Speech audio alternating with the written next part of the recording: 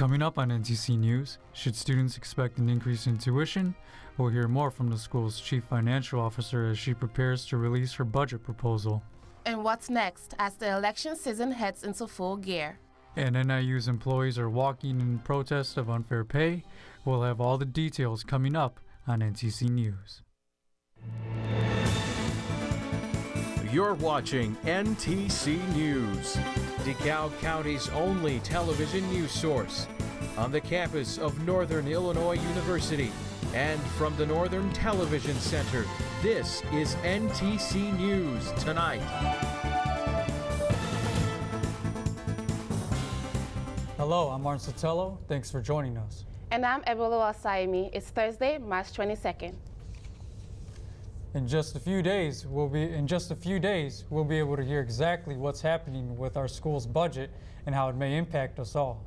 NIU's Chief Financial Officer, Sarah McGill, will be announcing the proposed university budget next week. McGill says that the university's mission is to work towards financial stability and affordable education for students. McGill says that has more of a decade of experience in Illinois' higher education, previously working at Northwestern University, managing an annual budget of $115 million. McGill says her previous experience has prepared her to come in and really contribute. NTC's Nyla Brown is joined now with CFO Cyril McGill, who spoke to us about what to expect. Nyla? Thanks, Martin Annie Boone, and thank you, Sarah, for meeting with me today. My pleasure. Nice to be here. So, coming from Northwestern, what are some budget challenges that you see at NIU? Well, I think like all institutions of higher education, we face similar challenges. I think being mindful of what we need to plan for today, as well as looking towards the future, is something institutions across the nation struggle with. I think NIU has different types of challenges in that more dependent on the state funding and trying to think about other mechanisms for revenue other than just being dependent on what the state allocation may bring. Specifically, what are the most important financial issues that you would like to prioritize on for NIU? That's a great question. I think, you know, like any institution, looking at long-term financial stability is what's important. We don't want to be in a position where we're just looking at the current year we're in. We want to be looking at where we are currently, but we also want to be looking at where we want to be next year, the year after, and go out 3 to 5 years. When you think about these cycles that education falls under, we really are looking at a year-by-year basis. And it's to make thoughtful changes, to make progress, you really want to be looking at what we can do year over year to think about strengthening our position. So I really want to start to work with university leaders to look towards the future and identify where we want to go, and then think of ways of how we get there together. You mentioned earlier about schools being reliant on the state budget. Now, being that we didn't have a state budget for the past 2 years, do you think that students should be afraid that there could be a possible hike in financial, like tuition? No. NIU is very committed to having accessible, affordable education. And for at least 4 years, there hasn't been a tuition increase. There hasn't been a tuition hike. So the institution is very focused on ensuring that regardless of what is happening with the state, that we maintain our focus to affordable, accessible education. I read on the Northern Star and other sources that the college needs to shed $35 million. Is that true? Number is not true. Like all institutions, we are looking at what our budget may bring in the next year. We're looking at areas of how we can prioritize our budget and how we can be mindful of the areas we want to invest in, how we can be mindful of the areas we want to stay committed to ensure our students have a great, productive experience, that they thrive not only in the NIU community, but DeKalb more broadly. So we're looking at, like any year, we're just looking at how we prioritize our resources to make good on those commitments. And what type of impact do you think that having a permanent president come in will affect the budget plan that you have for the upcoming year? I think President Freeman is a tremendous leader. She was the reason, one of the big reasons that brought me to NIU, and I think that as we're looking at where we are today, President Freeman is doing a great job to ensure the financial stability as well as the overall experience that staff, faculty, and students have on this campus.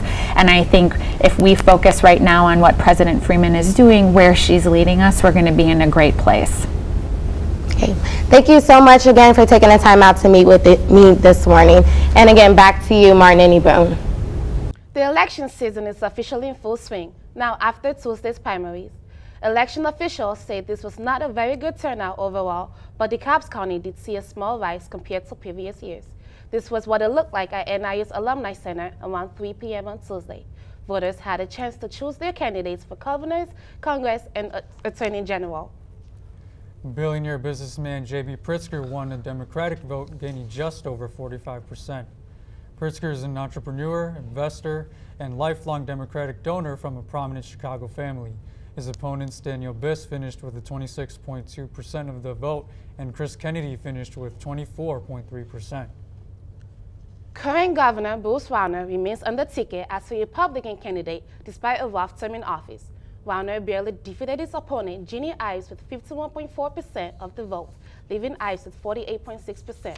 Rauner will now face off against Pritzker on the November ballot. Democratic candidate Kwame Raoul won the vote for Attorney General with 30.3% of the vote. Opponents Pat Quinn received 27.5%, Sharon Fairley also had 12.5%, and Scott Drury coming in last with 7.9%. Raoul will face off against Republican candidate Erica Harold on the November ballot. One proposition made big news in Cook County. Nearly 70% of voters opted for yes to legalize recreational marijuana, putting it on the November ballot. Supporters hope that the Cook County vote will help introduce statewide legislation. Meanwhile, statistics show that only 3% of millennials voted in the primaries. We asked some Huskies why they think that students aren't interested in going to the ballot box. Here's what some of you had to say. I think a lot of people just aren't educated and they don't feel like it's their place to vote if they're not educated, which I get, but even though I'm not fully educated, I do think it's important to have a voice because we are, people say, we are the future. Why not help shape that future? So. I voted early. I believe it is everyone's civic duty to vote. Therefore, I want to make sure I voted in the primary. It's crazy. It just shows not a lot of us follow with what's going on, which is a bad thing. I don't know. It makes me sad and a little embarrassed I didn't vote. Students will soon have their say as to who should be on the Student Association. This after dozens of people turned out for Tuesday's debate at the Home Student Center. The candidates are part of 2 tickets on the ballot went head-to-head answering student concerns. The You Matter NIU ticket is made up of 4 people. 2 of the students were on the executive board last term, and 2 others were previously SA directors. The opposing ticket, Moving Forward NIU, is also made up of new faces. Student voting will take place this Tuesday and Wednesday of next week. NIU employees plan on grabbing their protest sign and raising their voices every Monday until their union receives a contract. Ntc reporter Sarah Rasmussen was on hand for this week's protest.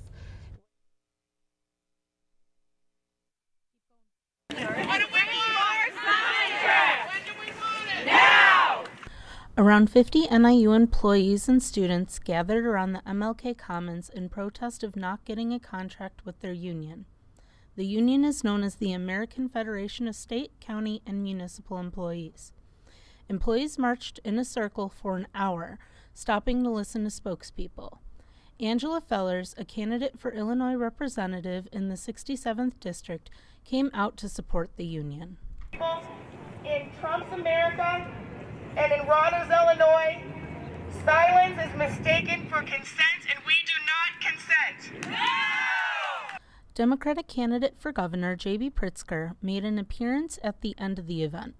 While speaking to protesters and supporters, he says he's glad that students are standing in solidarity on this issue. Since the union formed in 2015, there has not been any contracts made for the workers. A union spokesperson says they blame the lack of a contract on the administration. Frankly, we just want them to see that we're not going away. We're not going away until we get a fair contract. NIU employees say they will continue to protest every Monday until they receive a contract. A supporter says he will be at all the Monday protests to show his support. They're educating our kids, you know, and they need to be treated fairly. They could go to the private sector if they wanted to and probably earn more money. Instead, they stay here to do something that they love and they're not being appreciated. Protesters and supporters say they are looking for a contract with a fair income. From NTC News, I'm Sarah Rasmussen. The next protest is scheduled for noon on Monday at the MLK Commons. Some key economic players came to DeKalb today to talk about the state of the city. The annual luncheon this morning featured keynote speaker William A. Strauss, a senior economist and advisor at the Federal Reserve Bank of Chicago. Strauss talked about the sectors that seem to be pushing the economy forward here in the Midwest. I want to share with the group is the fact that underlying the strength is the fact that the machinery sector, investment, and particular manufacturing appears to be doing quite well. And that is one of the distinguishing factors for the Midwest economy and DeKalb as well. The event was held to help the companies in attendance gain more information on the current economic trends. Spring season is officially here. Jacob, what can we expect to see warmer temperatures this weekend? Well, unfortunately, temperatures won't be rising this weekend, and we even expect to see some snow Friday night into Saturday. But thankfully, we expect to see temperatures to rise slightly as we head into next week, but that will also bring some rain with it. More details will be coming up after the break. Next on Ntc News, fraternities and sororities are alcohol-free for now, and that has a lot of students up in their arms. We'll hear what's next for the university versus Greek row. And these two undocumented students come out of the shadows to share their stories with us. We'll tell you about the challenges they face when we come back. All of this and more after the break.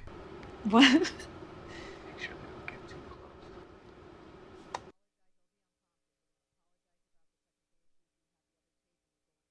These are cool. Did you, what did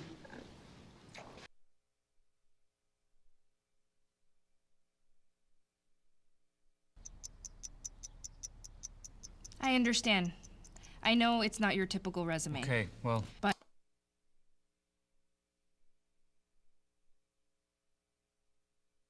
candidate. But I've been working double shifts just to pay for books. I've been raising my 2 little brothers. I'm determined, driven, motivated. Isn't that what you're looking for? Look beyond the resume and discover new ways to develop great talent at gradsoflife.org.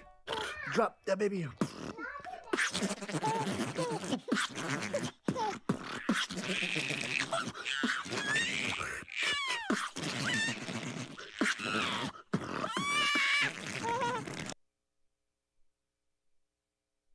Fraternity and sorority members are speaking out as the schools enforce a so-called cultural renewal plan that has banned alcohol on Greek Row.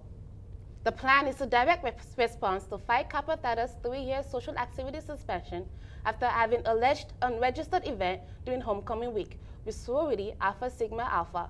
Phi Kappa Theta's organization president, Evan Johnson, says the punishments are too strict. Evan sat down with NTC News reporter Alysa Galan to tell us more on where things stand with the university now. Alyssa? So I'm here today with Evan Johnson, and we're going to be talking about the controversy with your fraternity. So tell us, how involved have you been with this controversy? Yeah, so I think this really all started back in November for me as well. I know we had a meeting with our fraternity and there was an alleged student conduct case. So from there I was chosen to speak, and then I've been really hands-on, with the case since then. And I've had the wonderful opportunity to identify the lack of transparency and the lack of trust between us and the school and all Greek organizations. But then now I'm actually working on fixing it as well, and being the person that's able to communicate with both sides. Okay, wow. So being that person, so from what I know, you believe that your fraternity does deserve a punishment, but not the whole 3-year suspension. Can you elaborate more on that? So yeah, for us, we were a first-time offender, right? So from 4 years ago, we had no punishment at all. So according to the Student Conduct Handbook, if you're a first-time offender, you only get a semester suspension. However, since the school was alleging that it was multiple violations, they're saying we're a third-time offender. So that's why we wanted to fight so hard for this, to make sure the precedent for other first-time offenders wasn't a 3-year social, suspension, because that's a death sentence. Okay, so because of you're fighting for that 1 month probation instead, is that? Well, the semester suspension. So that's what you would rather have? Well, yeah, and we've been on suspension since November as well. We want an educational learning experience that allows us to reculture and also allows other Greek organizations to learn from the experience. Okay, I'm going to ask you, what did you mean by the death sentence? Yeah, so if you're kicked off of a campus for 3 years, not only is it a death sentence to your chapter here, but also to your members, because there's no educational value in that. And also your members cannot join another organization, because once you're in a fraternity, other fraternities won't allow you in theirs as well. So we really don't want people to go out into the workforce without having a learning experience in college and an educational experience from this. Okay. So what are your actions moving forward?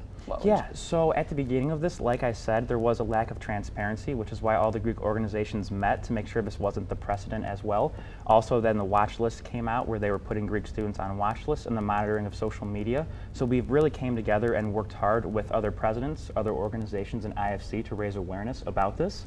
But after we've spoken at the Board of Trustees twice, and we've organized 13 speakers last time, the school has listened, and that's so amazing, because now we're partnering with the acting provost, and we're taking a lot of great steps to get rid of the 3-year social suspension or expulsion, and now we're allowing nationals and organizations a chance to have a learning experience. So moving forward, we're going to continue to work with them, and hopefully our nationals is going to be given the green light to be able to run their educational program to fix our chapter.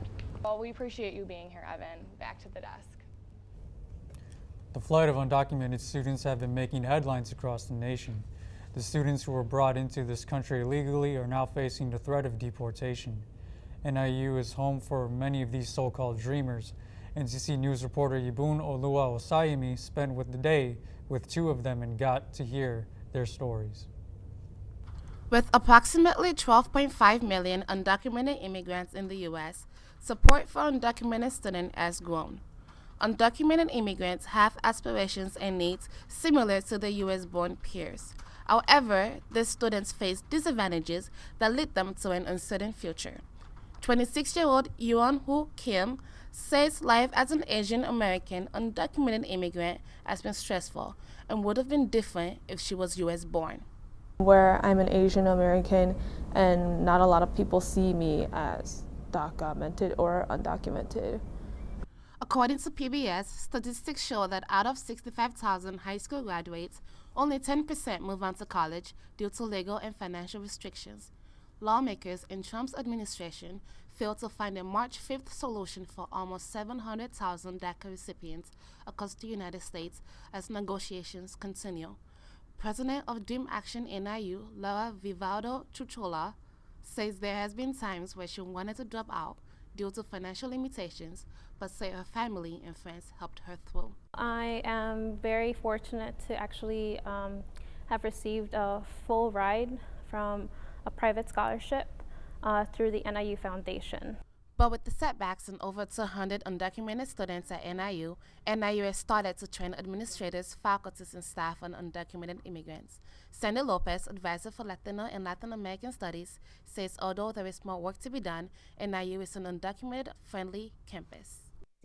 So they have support from the president to the Board of Trustees to faculty and staff. Faculty and staff are continuing to learn more about undocumented students as more come into NIU. For Ntc News, I'm Eboloa Osayemi. Dream Action NIU will be holding their 5th annual Coming Out of the Shadow event next Wednesday at the MLK Commons. University officials are speaking out and taking actions against hate groups on campus. A white supremacy organization placed propaganda flyers around campus this past Sunday in their efforts for equipment. Acting President Alysa Freeman issued a statement saying that we cannot give in to that ignorance.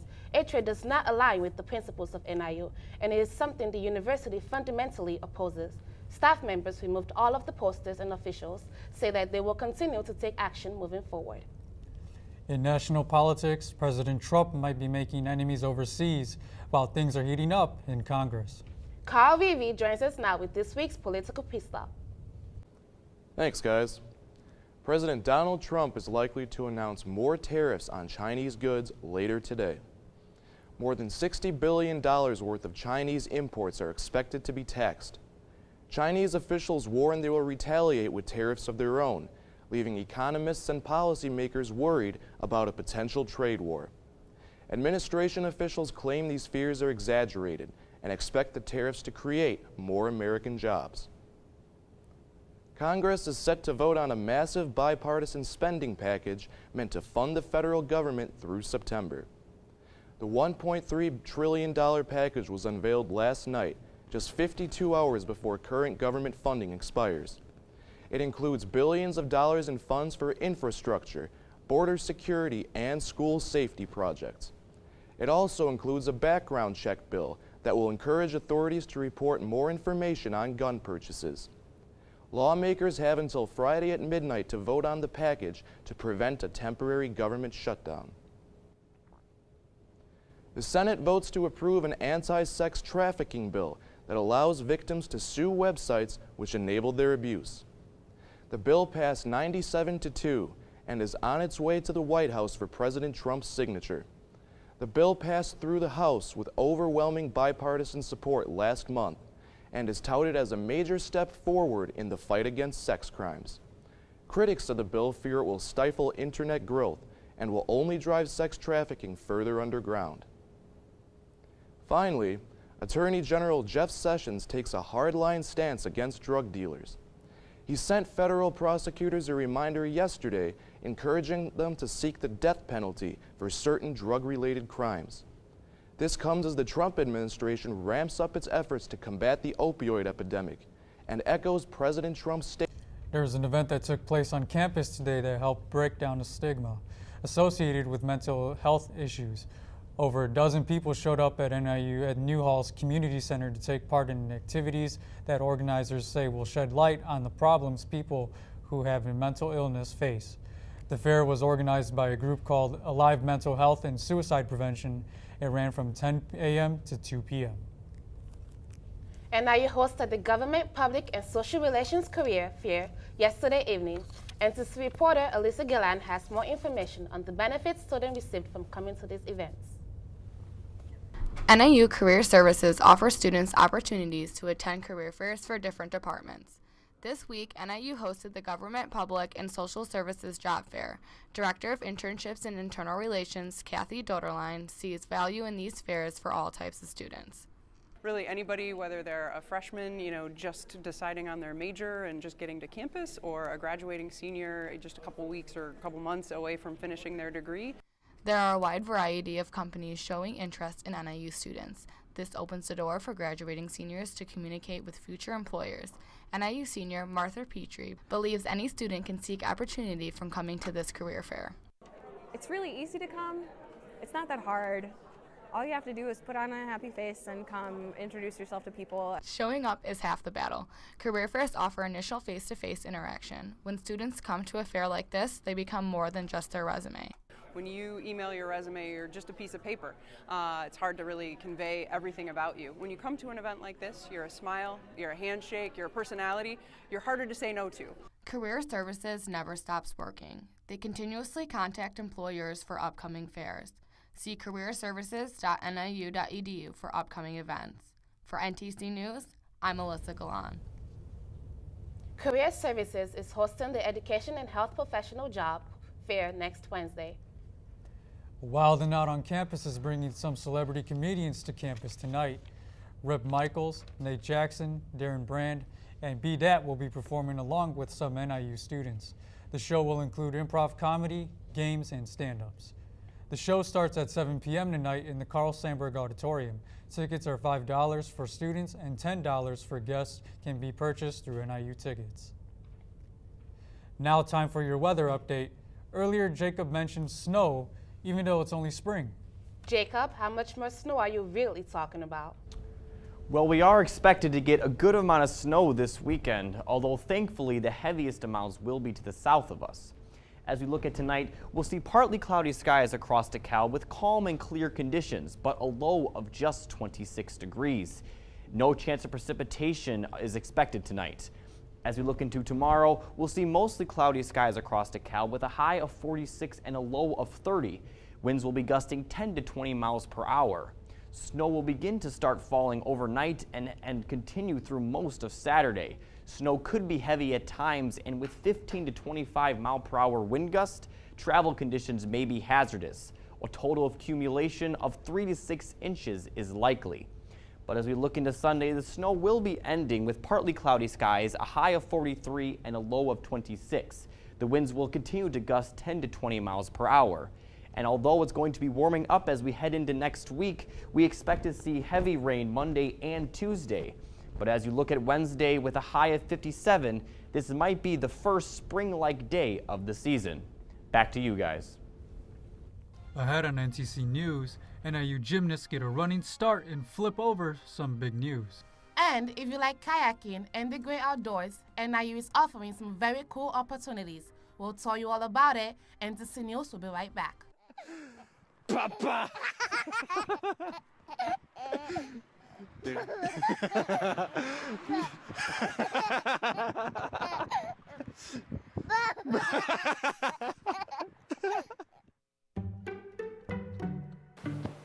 Testing. Why did the girl ask the mushroom to dance? Because he was a fun guy.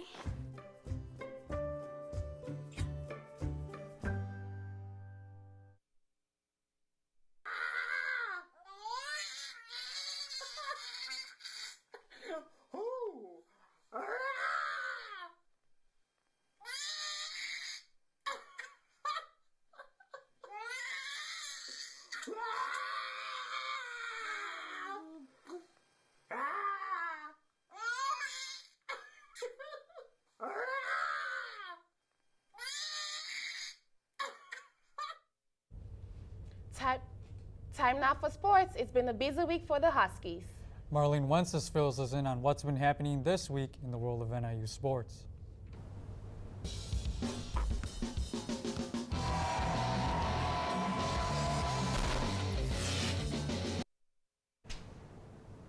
Thank you. This has been an exciting week for all of NIU athletics, so let me fill you in.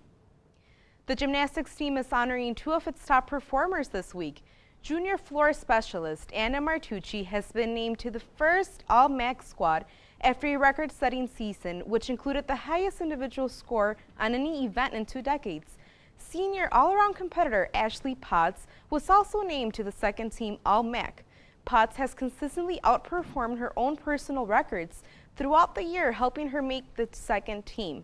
The Huskies are heading to Mount Pleasant, Michigan to compete in the MAC championship hosted by Central Michigan.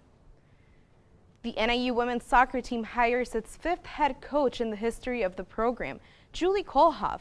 For the past 4 seasons, Kohlhoff was the top assistant coach at the University of Illinois at Chicago. She also led Loyola to 3 championships during 4 seasons. Kohlhoff takes over the women's soccer team that is coming off an 8-10-1 season and went 5-6 in MAC play. The men's tennis team began conference play with a 6-1 victory over Binghamton.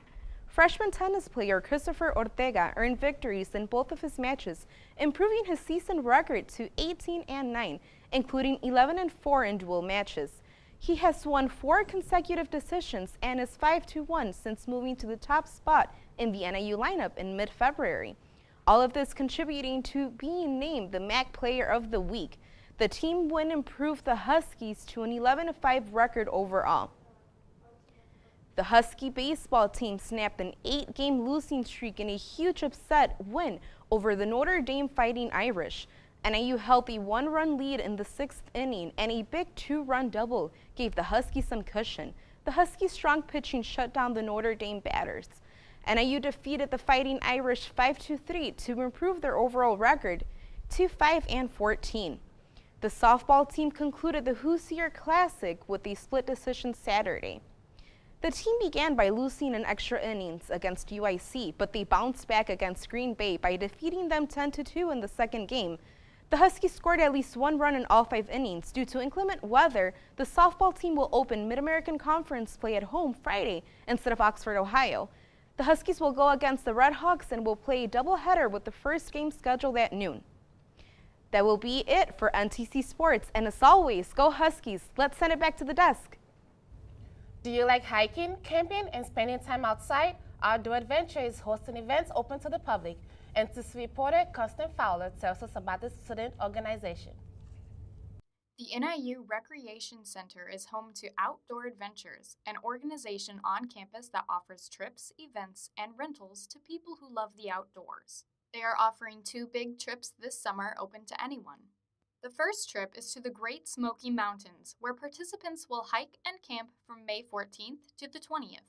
Seth Geddes is one of the trip leaders and enjoys giving others this experience. It's a really fun job to do. I mean, I get to take people out on trips and get to show them really cool things.